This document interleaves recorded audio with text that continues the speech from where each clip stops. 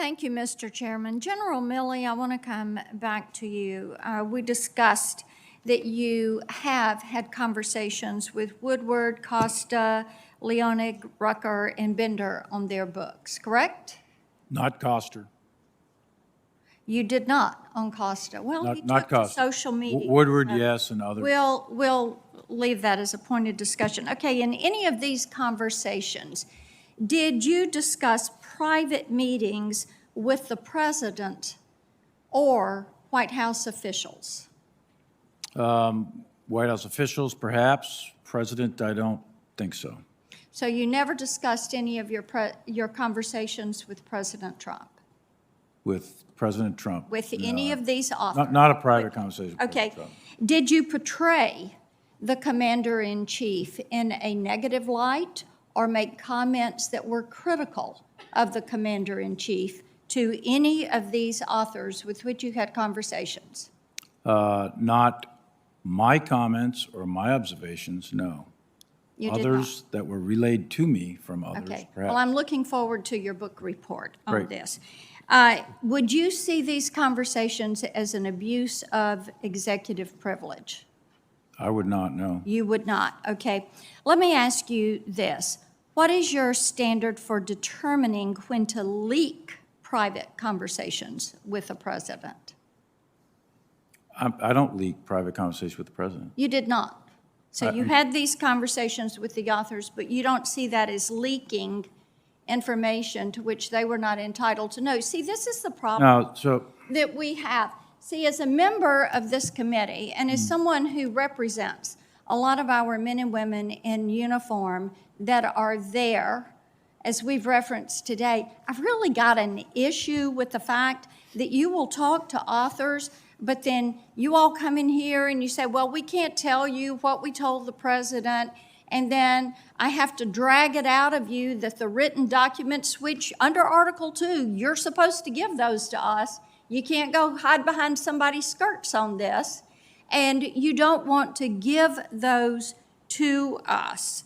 So you've repeatedly told this committee that you will not reveal your private conversations with President Biden, but then you've leaked this information from your meetings with President Trump. So it is important to us that you truthfully respond to us on this. Absolutely. And I think what you did with making time to talk to these authors, burnishing your image, kind of, building that bluster, but then not putting the focus on Afghanistan and what was happening there. General Milley, that is really disappointing to me. I know it's disappointing to people that have served with you or under you, under your command, and it does not serve our nation well. You talked a little bit earlier about the damage, and you said damage was the right word to use when assessing what has happened in Afghanistan when you look at America's credibility. So how do you look the men and women in the eye that have served under your command? How do you look young men in the eye that are coming to our military academy days and who want to serve and say, you can depend on me, I've got your back? Because you know what? I think a lot of these families right now, they don't feel like you have your back. The special ops guys I met with Friday in my office in Nashville that are taking their time, their money, and risking their lives to do a job that the three of you could not do. Maybe we're going to remember you three as the three that broke the military. I don't know. But this is causing just a lot of anger from people who have trusted the military. They have felt like the military was one of the most trustworthy institutions.